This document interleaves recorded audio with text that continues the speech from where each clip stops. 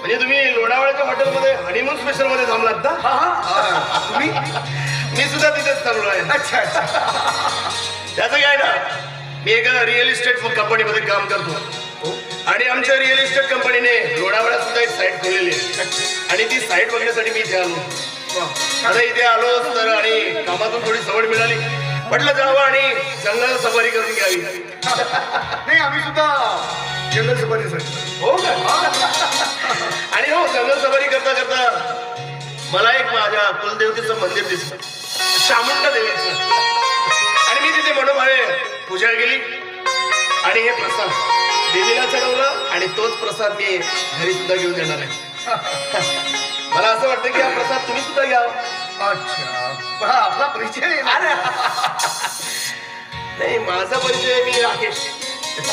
आणि आपण? मी मोहन. मोहन. हा. राहतो कुठे तुम्ही? मी चंद्रपूरला असतो. चंद्रपूर? म्हणजे तुम्ही विदर्भातच की काय? हा. आणि तुम्ही? मी जर अमरावतीला असतो ना. काय सांगता?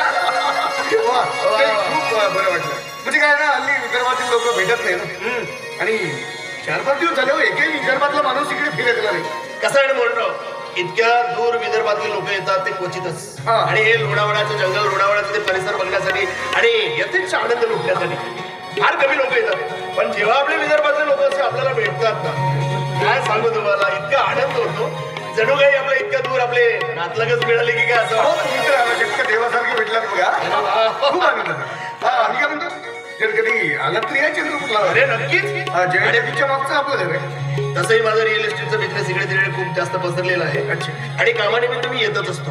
जर यावेळेस जर येणं झालं तर नक्कीच मी तुमच्यापर्यंत पोहोचेन. ऑफकोर्स, नक्की या. पण काय, मी प्रसाद म्हटला तर राहूनच गेलो. कसं आहे, माझी देवी खूप पावन आहे आणि तुम्ही मनोभावे जर तुझ्याकडे काही मागितलं नक्की ती आवडेल. या मॅडम, तुम्ही सुद्धा या. हो, मॅडम या ना, देवीचा प्रसाद आहे. काय पण मॅडम, देवीचा प्रसाद आहे, मी सांगितलं ना. देवीचं तुमच्या सर्व मनाने जर मागितलं तुम्ही तर तुमच्या सर्व मनोकामना पूर्ण होतील. बरं साहेब, मला उशीर होतोय. पुन्हा माझं काम आहे तिकडे रिअल इस्टेट कंपनीमध्ये आणि जाऊन परत बघायचं.